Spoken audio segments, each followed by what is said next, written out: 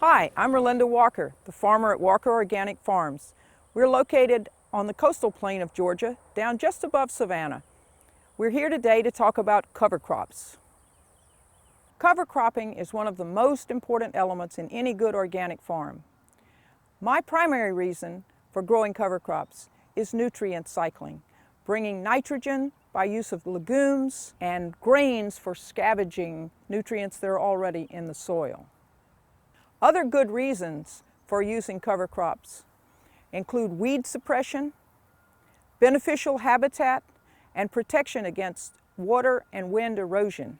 Because I have 67 acres here, some of which is very good for growing cover crops, I also harvest the seed to sell to other organic farmers.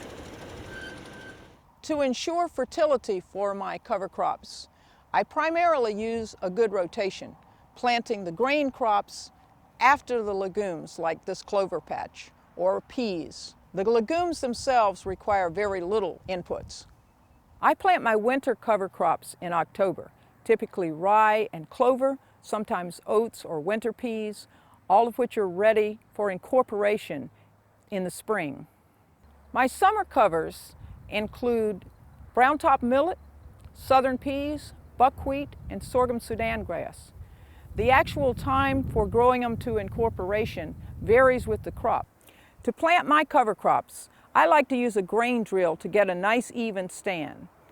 I use my 1950 John Deere or a Loaner no-till drill from the Conservation Department. Or you can broadcast the seed with a cyclone spreader or even a hand spreader. Cover crops require very little maintenance, just enough water to get germination.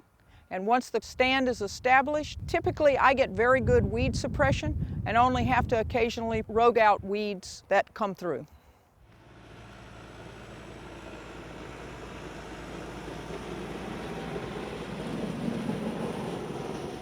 This is one of my favorite kinds of cover crops. It's an actual combination of a legume and a grain. In this case, it's oats and winter peas. We have a really nice thick cover. We have so much organic matter here that we're not going to easily turn this into the soil. So we will now come back and harrow this to cut it up somewhat so that we can come back and incorporate with a turning plow. Make sure that it gets into the soil and can decompose to release its nutrients.